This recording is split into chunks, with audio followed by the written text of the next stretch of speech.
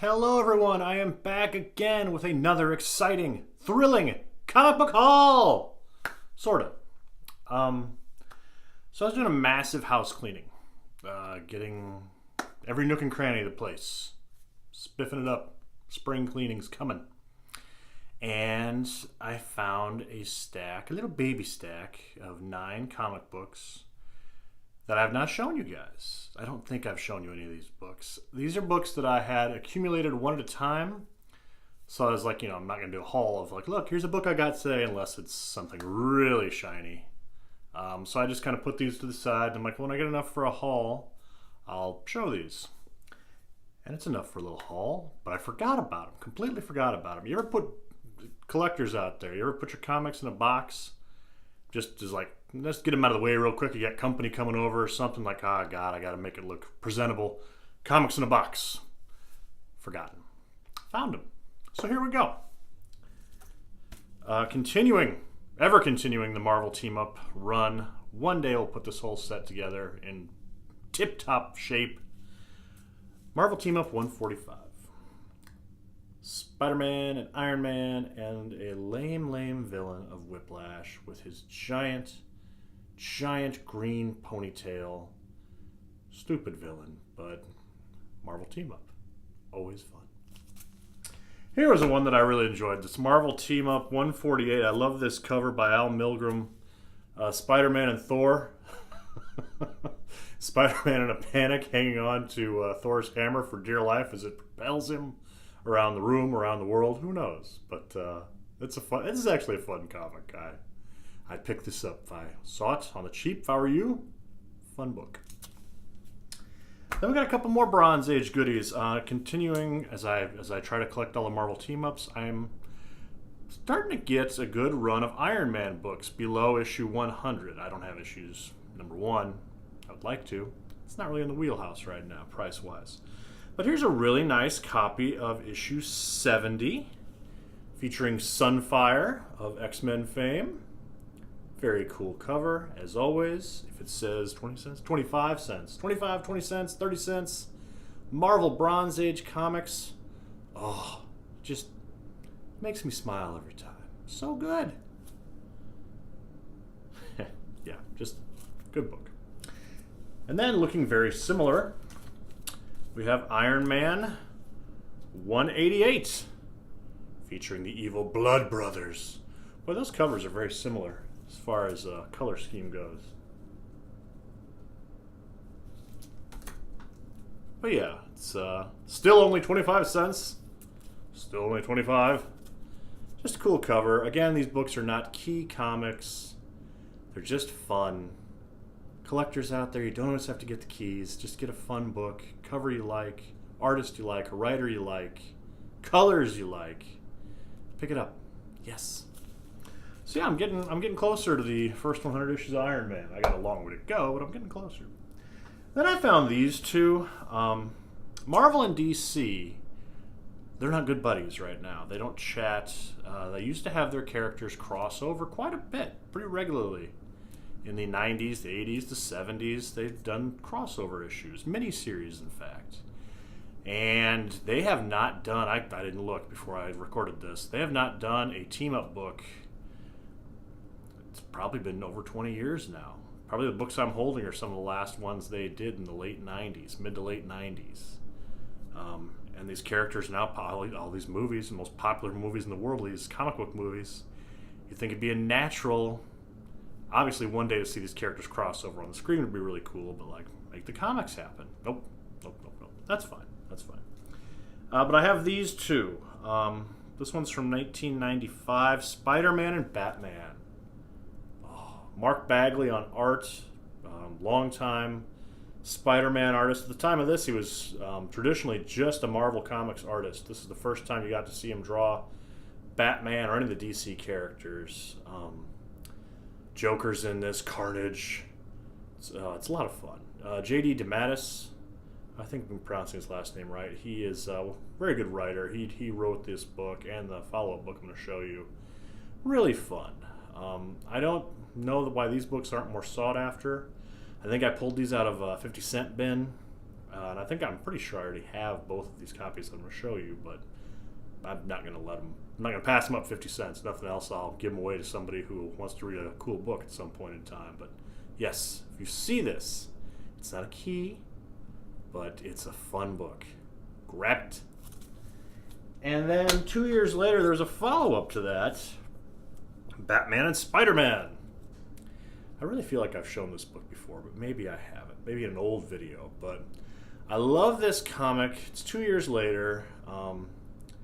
Graham Nolan is the artist on this book. Graham Nolan, co-creator of Bane, longtime Batman artist, does a great version of Spider-Man. It's just a classic looking, very fluid, the way he draws his motion. Oh, it's a cool comic. Pick it up. Find it. I got a key comic. A key. Get excited. Speculators, get excited. Maybe someday this character will be in a movie or a TV show or a something. Yay. But I got it. It's a cool character. Always liked this character. Captain America 307, featuring the first appearance of Madcap. Madcap on the... At just a glance, Madcap is the Marvel comic crappy version of the Joker. He's in a jester costume. He has the power. He has like a Joker-style gas that can make people go insane temporarily, not long term, just temporarily. But the character is unique. He through some sort of accident, this gentleman loses his family tragically, and then wakes up and is, for all intents and purposes, immortal. He can't die. He can't feel anything. He can't feel pain. So you shoot him, he gets better. You stab him, he gets better. Kind of Deadpool-esque, and then his parts of his body will just regenerate, even if it's something horrific. They don't really get this extreme in the character's early years here, but he's quite insane.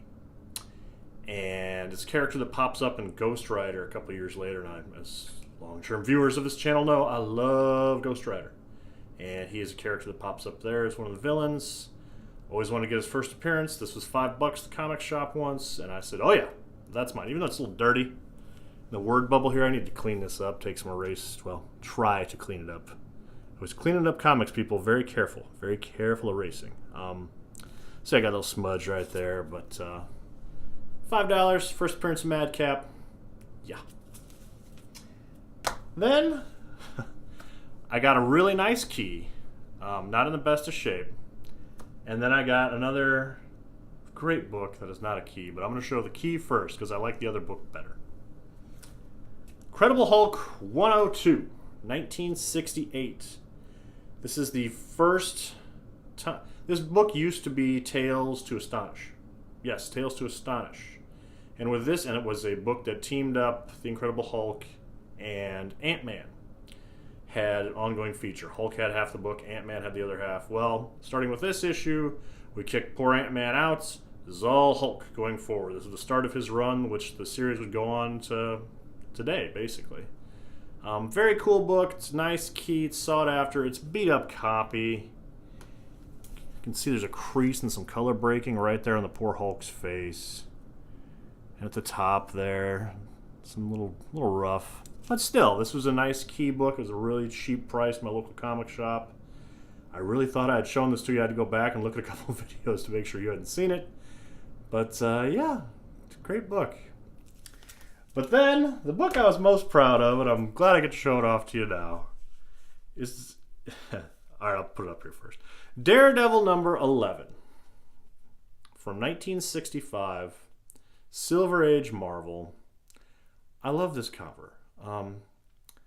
This is far less important than the book I just showed you history-wise. Collectors, if you gave them one of those two books to grab, they would grab the Hulk book every time. I love this cover. This book is fun. Alright, so Stan Lee writing this book. This is one of the few books not done by Jack Kirby or Don Heck or Steve Ditko. This issue was done by a guy named Bob Powell. Journeyman artist, did a lot of Golden Age work. Died shortly after this. Died a couple years later at the ripe old age of like 50, 51. Very unfortunate. But he's a good artist. Stan Lee writing this. It's clear he didn't have the help of artists doing a lot of plots, because it's just Stan throwing weird stuff out there, man. Characters that are never going to hit again. For instance, we got Birdman in this issue, and we have a bad guy called the Organizer. Isn't that a terrible name? I'm the Organizer. Like, that should be like one of those Netflix shows, like the cleaning of closets and whatnot. I'm the Organizer. I will clean out your closets in your garage and your crawl space. Beware! But it just looks so ridiculous and fun. And it's great. It's just great. I wish I had this comic in better shape. It shows up better here than it actually looks. It's pretty tan cover.